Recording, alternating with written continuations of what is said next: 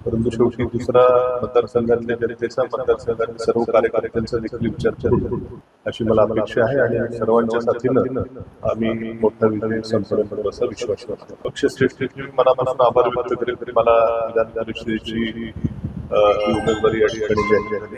सोपं असलं तरी देखील कुठल्याही प्रकारचं गाफील न राहता तुम्ही भाजपमध्ये प्रवेश केला आणि आज आता उमेदवारी अर्ज भरायला चाललाय, काय विश्वास आहे आणि काय विश्वासाने तुम्ही भाजपमध्ये आला?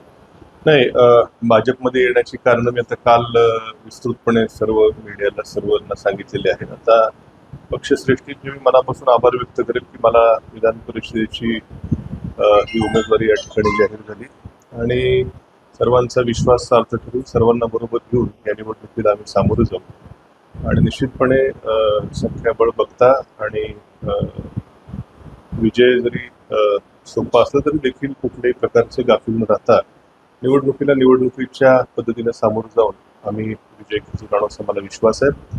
यामध्ये जिल्ह्याचे पालकमंत्री असतील राधाकृष्ण विखे पाटील साहेब, विधान परिषदेचे सभापती राम शिंदे साहेब असतील, माजी खासदार डॉक्टर सुजयदादा विखे पाटील असतील, सर्वच महायुतीचे आमदार, माजी आमदार, पदाधिकारी सर्वांचं मोलाचं योगदान या ठिकाणी मिळेल अशी मला अपेक्षा आहे आणि सर्वांच्या साथीनं आम्ही मोठा विजय संपादन करू असा विश्वास मला आहे. पवार साहेबांची साथ सोडण्याचा निर्णय कितपत निश्चितपणे सहज नव्हता निर्णय, हा सोपा नव्हता. एवढ्या वर्षाचं सगळं एक भावनिक नातं असतं, त्याला थोडं कठीण मला गेलं. परंतु शेवटी दुसरा मतदारसंघातल्या जनतेचा, मतदारसंघातल्या सर्व कार्यकर्त्यांचा देखील विचार करून त्या विचाराचा देखील आदर करणं कुठेतरी मला क्रमप्राप्त होतं. पण निश्चितच साहेबांची किंवा पक्षाची साथ सोडणं माझ्यासाठी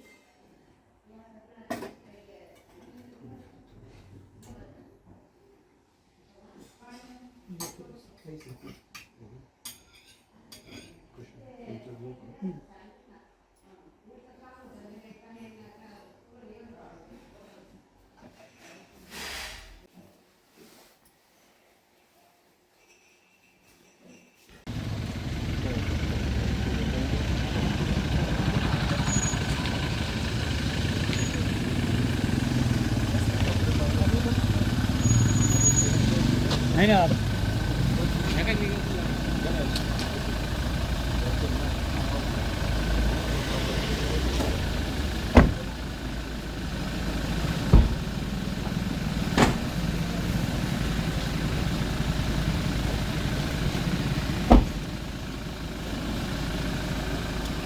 येतोय गाडी.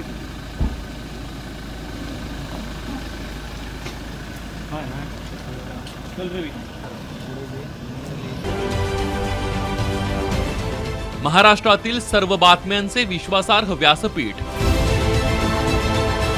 सकाळच्या सर्व सोशल मीडिया प्लॅटफॉर्मला लाईक, फॉलो आणि सबस्क्राईब करा.